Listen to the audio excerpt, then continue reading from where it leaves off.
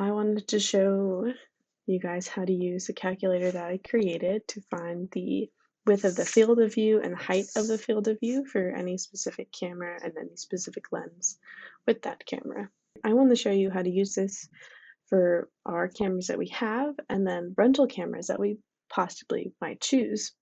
To calculate the field of view, we first need to know the angle of view or the angle of light hitting the sensor of the camera, and that will vary depend on different lenses and different focal lengths.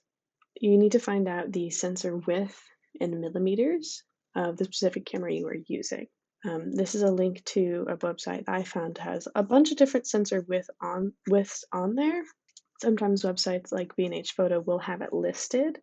What I recommend is if the lens is built for a smaller sensor than the camera, then I would base your calculations off the smaller sensor size. For this example, I'm going to be using the Fujinon X-A20, whatever, just so it's our 20 wide lens. So we know that this lens is built for a 2/3 sensor size.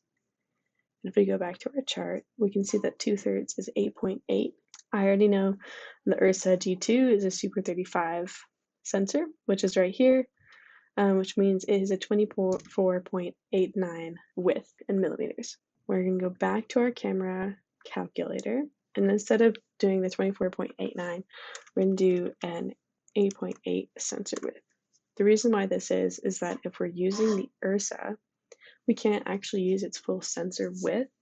We have to only use a portion of it and shrink that portion down to an 8.8.